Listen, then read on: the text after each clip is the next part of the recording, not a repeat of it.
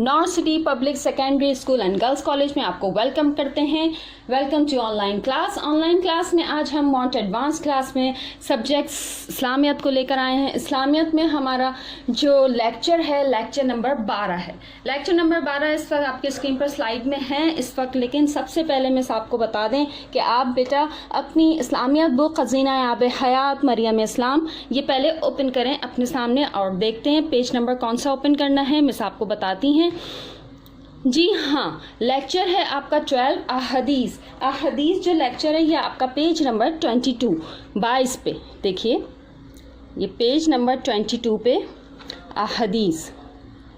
जी हाँ बेटा, ये आपका लेसन है अहदीस, ये आपने ओपन कर लेना है। सबसे पहले तो ये जो टॉपिक है अहदीस, माशाल्लाह से नाम से भी इतना ज़बरदस्त लग रहा है, लेकिन मिस आपको इसके मायने बताएंगी। पहले तो आप ये जानिए कि अहदीस कहते किसे हैं। बेटा आपको नहीं पता है, लेकिन मिस आपको बताएंगी, और जब आप इसको जान जाएंगे तो फिर आप भी यकीनन इसकी पैरवी ज़रूर करेंगे।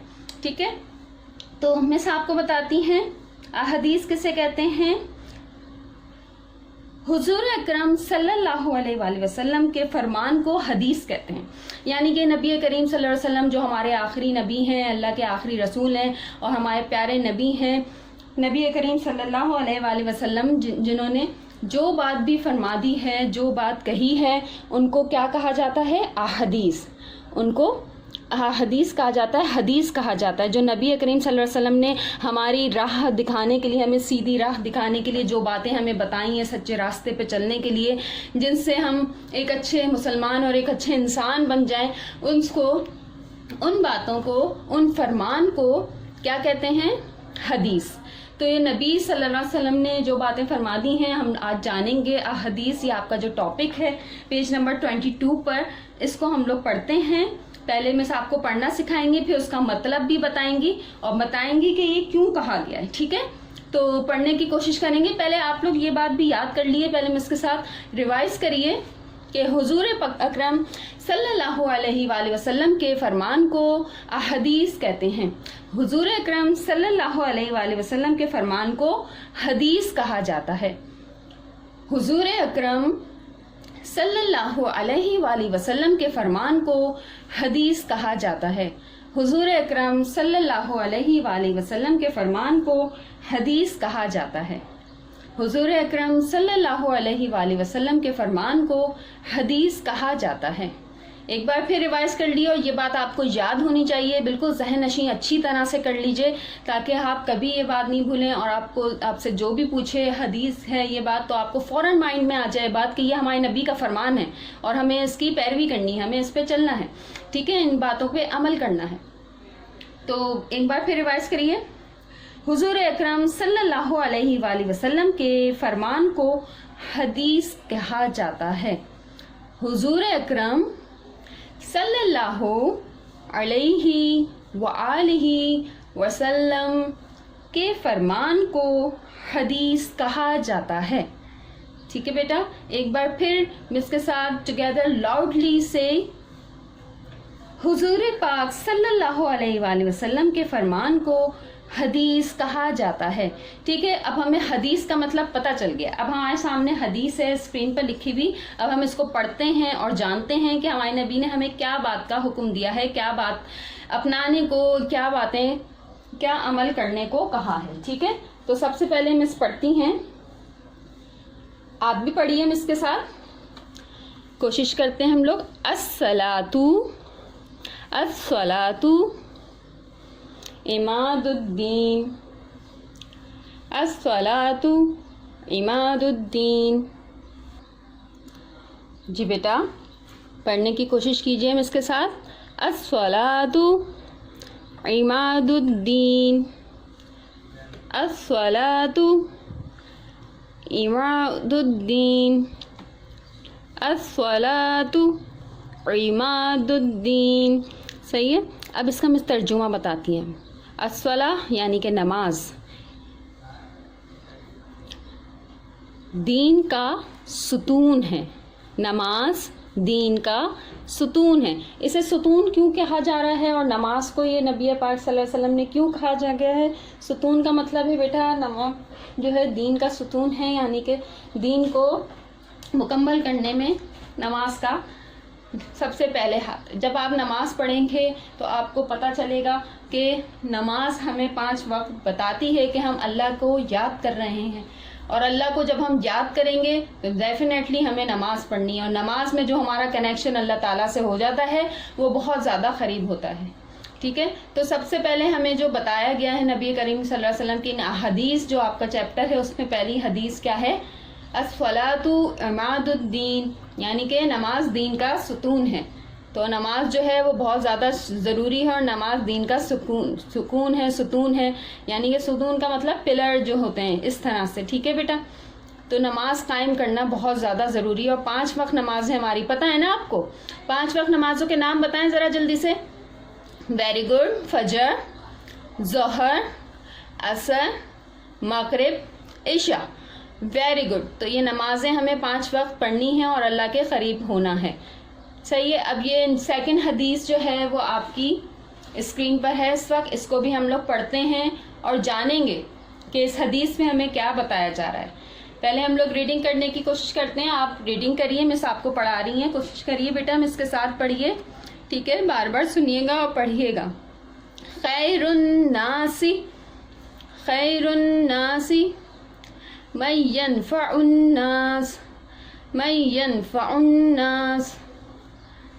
خیر الناس من ينفع الناس، خیر الناس من ينفع الناس. ٹھیک ہے، اب مسز کا ترجمہ بتاتی ہیں آپ کو. بہترین انسان وہ ہے جو دوسروں کے لیے زیادہ مفید ہو. یعنی کہ ہمارے نبی کیا فرما رہے ہیں، ہم لوگوں کو کیا بتا رہے ہیں کہ بہترین انسان وہ ہے جو دوسروں کے لیے مفید ہو. یعنی کہ ہم تو صرف اپنے لیے سوچتے ہیں نا، یہ زیادہ اچھی بات نہیں ہوتی ہے.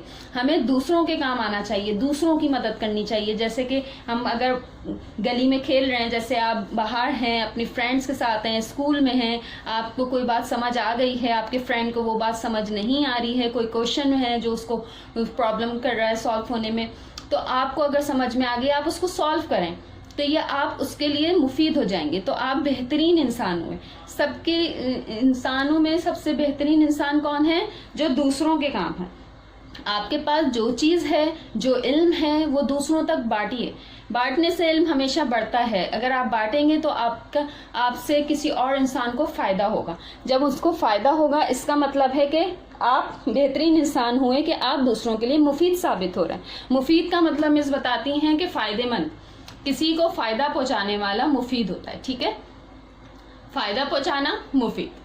تو فائدہ جو چیز بھی آپ کے پاس ہے، لائک آپ کے چھوٹے بہن بھائی ہیں، ان کو کچھ نہیں پتا ہوتا، ابھی آپ کو جو چیزیں پتا ہوتی ہیں تو آپ اپنے چھوٹے بہن بھائی میں ڈیولپ کریں تاکہ اچھی باتیں وہ بھی سیکھیں.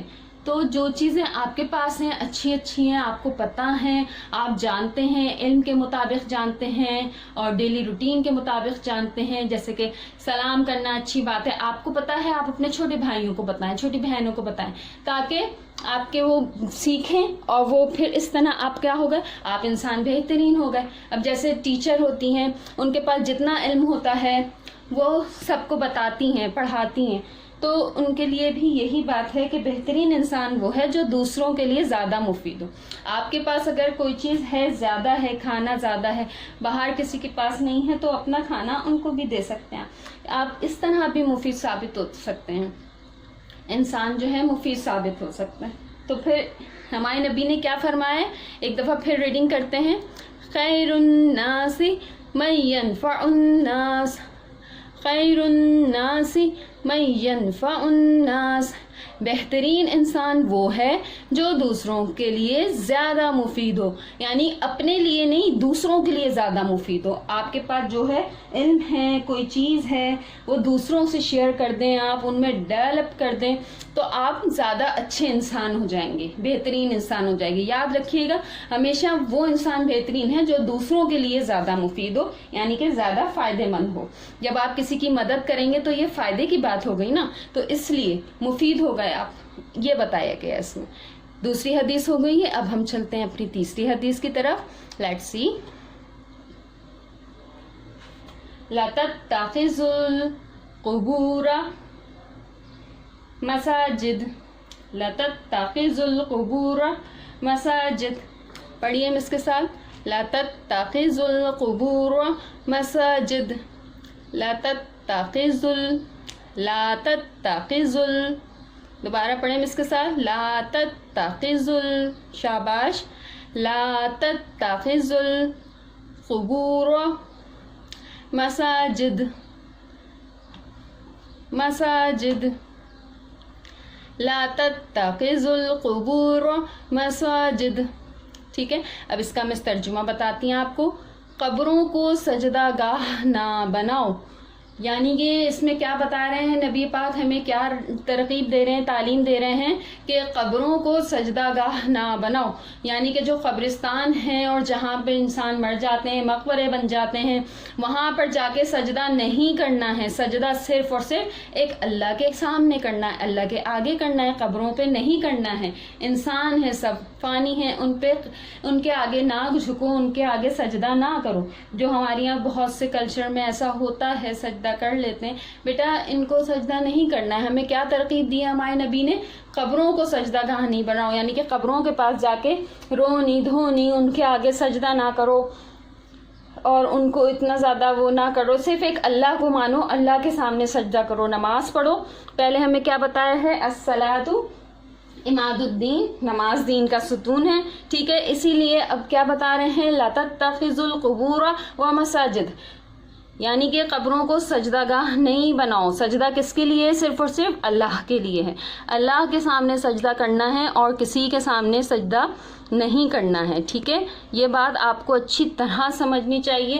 ہمیں سجدہ کسی کے سامنے نہیں کرنا ہے, صرف اور صرف اللہ تعالیٰ کے علاوہ کسی کے سامنے سجدہ نہیں کرنا ہے. اور خاص کر کے جو قبریں اور مقبرے بن گئے ہیں, ان میں تو بالکل بھی جا کے سجدہ گاہ نہیں بنانی ہے. ان کے آگے سجدہ نہیں کرنا ہے. تو آج بیٹا یہ چیپٹر جو ہے ہمارا احادیث, اس میں آپ نے کیا جانا کہ پہلی احادیث کیا تھی؟ پہلی حدیث تھی الصلاۃ عماد الدین, نماز دین کا ستون ہے. ہم نے تو سب سے پہلے ہم نے جانا کہ حدیث کہتے کسے ہیں. جی ہاں, یاد ہے آپ کو؟ حدیث کہتے ہیں حضور پاک صلی اللہ علیہ وآلہ وسلم کے فرمان کو حدیث کہا جاتا ہے. دوبارہ ریوائز کر رہی ہیں مس, آپ جو ہیں وہ اس کے ساتھ ریپیٹ کریں. حضور صلی اللہ علیہ وآلہ وسلم کے فرمان کو حدیث کہا جاتا ہے. حضور صلی اللہ علیہ وآلہ وسلم کے فرمان کو حدیث کہا جاتا ہے. ایک بار پھر بولیے. حضور صلی اللہ علیہ وآلہ وسلم کے فرمان کو حدیث کہا جاتا ہے. جی ہاں, یہ حدیث جو ہے کسے کہا جاتا ہے؟ نبی پاک صلی اللہ علیہ وآلہ وسلم کے فرمان کو. حدیث جو ہے بیٹا اور آیات, ان میں بھی آپ کو فرق پتہ چلنا چاہیے. جو آیات ہیں وہ ہماری قرآن شریف سے لی جاتی ہیں, اور حدیث جو ہیں وہ حضور پاک صلی اللہ علیہ وسلم کا فرمان ہے, وہ ہیں. ٹھیک ہے. تو اس وقت ہم حدیث, ہمارا جو چیپٹر ہے اس میں ہم حدیث جو ہیں وہ لرن کر رہے ہیں اور پڑھ رہے ہیں اور جان رہے ہیں. تو یہ ہمارے نبی کے فرمان ہیں. خیر الناس من ینفع الناس, بہترین انسان وہ ہے جو دوسروں کے لیے زیادہ مفید ہو. مس نے ڈیٹیل میں بتایا دوسروں کے لیے آپ کیسے مفید ہو سکتے ہیں. اللہ کی نظر میں وہ انسان زیادہ بہترین ہوتا ہے. ٹھیک ہے. اب ہے تیسری, لا تتخذوا القبور مساجد. قبروں کو سجدہ گاہ نہیں بنانا ہے. ٹھیک ہے. قبروں کو یعنی کہ اللہ تعالیٰ نے سخت ناپسندیدگی ظاہر کری ہے جو قبروں پہ جاتے ہیں اور ان پہ وہاں پہ سجدہ کرتے ہیں, زار زار روتے ہیں. وہ سب بدعت ہے, سب اللہ تعالیٰ نے منع کیا ہے ان سب چیزوں کو. اللہ تعالیٰ نے کیا بولا ہے؟ صرف اللہ کے آگے نماز پڑھو, اللہ کے آگے سجدہ کرو. ٹھیک ہے. یہ آپ کا چیپٹر جو تھا لیکچر 12 میں حدیث, میں اس نے آپ کو سمجھایا ہے. ہوپ فلی بیٹا حدیث کا مطلب بھی آپ کو پتہ چل گیا ہوگا. کیا ہے مطلب؟ Very good. حضور پاک صلی اللہ علیہ وآلہ وسلم کے فرمان کو حدیث کہتے ہیں. حضور صلی اللہ علیہ وسلم نے جو فرمایا ہے, جو راہ ہمیں دکھائی ہے, اس فرمان کو کیا کہتے ہیں؟ حدیث. ٹھیک ہے. اب چلتے ہیں ہوم ورک کی طرف. ہوم ورک آپ کی اسکرین پر ہے. پہلی حدیث یاد کریں, اور جو ہے پھر سیکنڈ ہوم ورک ہے سرگرمی صفحہ نمبر 23 پر.